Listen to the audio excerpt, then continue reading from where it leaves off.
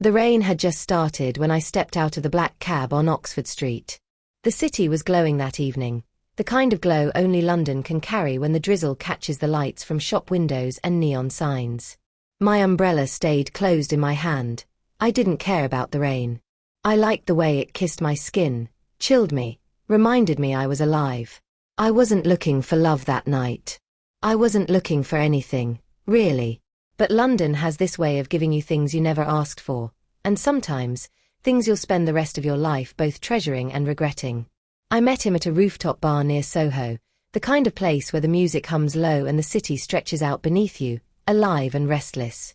He was leaning against the railing, the skyline behind him like a painting. His shirt sleeves were rolled up, his jawline sharp under the dim lights, and his eyes, God, his eyes, were the sort that made you forget your own name. He looked at me once, and it was enough. First time here. His voice had that smooth London accent, deep but playful. I nodded. You can tell. You're looking at the skyline instead of your drink. That's usually a giveaway. I laughed softly, surprised at how easily he'd caught me. And what about you? Been here often enough to stop noticing? Not really, he said, sipping his whiskey. But I've been in London long enough to know the city isn't half as beautiful as it looks from up here. Then he glanced at me again. Not half as beautiful as some of the people in it either. I should have rolled my eyes. I should have brushed it off as another line from another stranger. But something in the way he said it, low, unhurried, like he wasn't trying to impress me, just telling me a fact, made my chest tighten. We talked for hours, about everything and nothing. About books and travel. About why he hated winter but loved the rain. About the little bakery near Notting Hill that made croissants better than Paris, and about how he once got lost in Shoreditch but didn't mind because the street art was too beautiful. His name was Daniel. And by the time the bar closed and the city had grown quieter, I knew I wasn't walking away from him.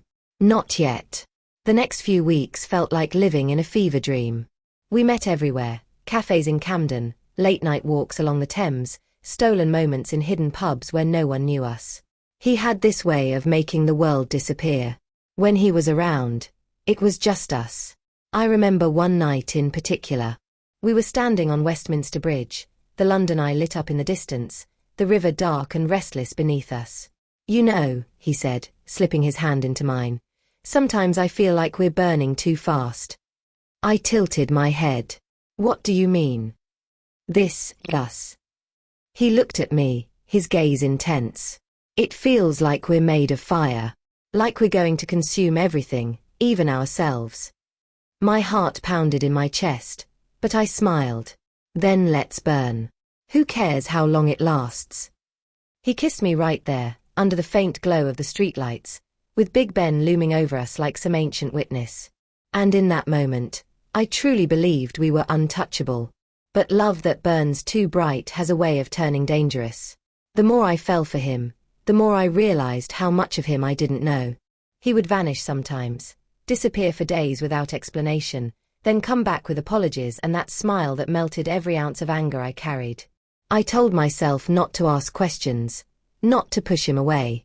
Love makes you blind, they say. But it wasn't blindness, it was choice. I chose to ignore the shadows in his eyes because I wanted the light. One night, we were in his flat, a beautiful apartment tucked away in South Kensington. The city outside was silent, but inside, the air was thick with tension. He had been restless all evening, pacing, running his hand through his hair. Finally, I asked, Daniel, what's wrong? He stopped, turned, and for the first time since I'd met him, I saw fear in his face. Promise me something, he said. What? Promise me you'll never regret this. Us. Even if it ends.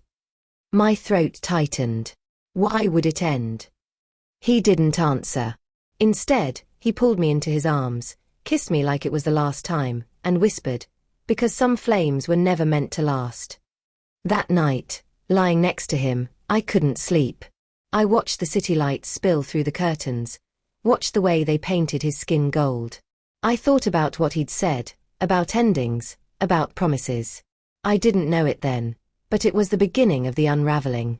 And London, the city that brought us together, was about to tear us apart.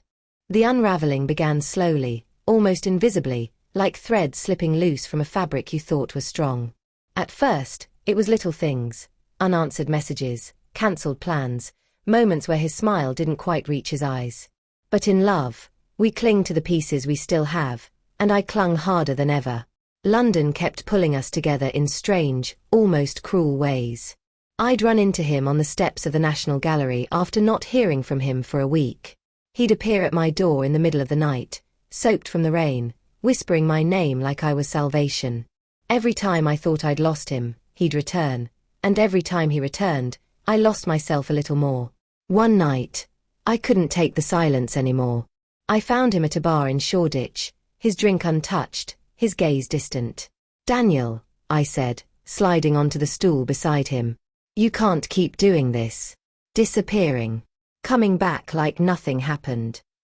His jaw tightened, but he didn't look at me. "You wouldn't understand.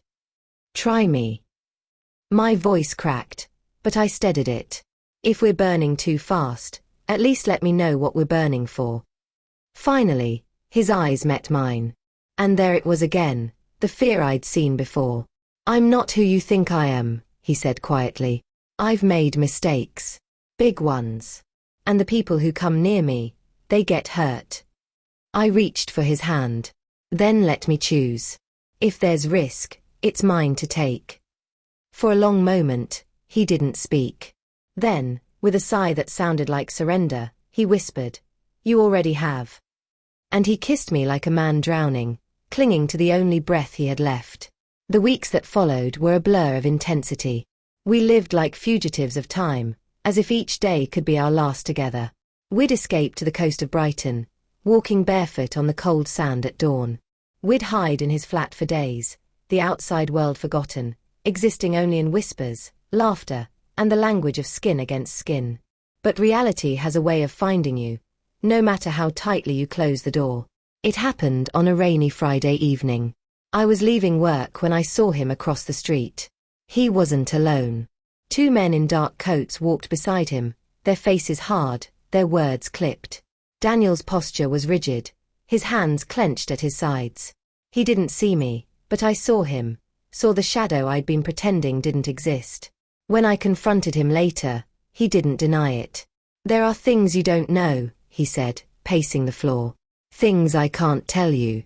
If I do, you'll never look at me the same way again." "Try me," I repeated, the same plea as before. But this time, he shook his head. "No. If you love me, don't ask." That night, he held me like a man already saying goodbye. The end came suddenly, though looking back, it had been coming all along. We were at that same rooftop bar where we first met. The city was alive beneath us, lights flickering in the drizzle, music thrumming low. He seemed restless, distracted, his gaze darting to the entrance every few minutes. "Daniel," I whispered, touching his arm. "Talk to me." He turned, and for the first time, I saw resignation in his eyes. "I can't keep you in this. You deserve more than half-truths and shadows." "You don't get to decide that for me," I shot back, anger burning through my fear. "You don't get to walk away like this means nothing." His hand cupped my face, trembling. "It means everything. That's why I have to let you go." And before I could speak again, he kissed me, hard, desperate, final. The kind of kiss that brands itself into your memory forever. Then he pulled away, whispered "I love you," and disappeared into the night. I never saw him again. London moved on, as it always does. The city doesn't pause for broken hearts. The lights still glowed, the streets still buzzed, the rain still fell. But every corner carried his ghost. Every rooftop reminded me of fire. Sometimes, late at night, I walk along the Thames and think about his words. Some flames were never meant to last. Maybe he was right. Maybe we were too bright, too intense, too much for the world to hold. But if I had the chance to do it all again, to feel that fire, to burn with him under the London rain, I would. 1,000 times over. Because some loves, no matter how fleeting, change you forever. And ours did.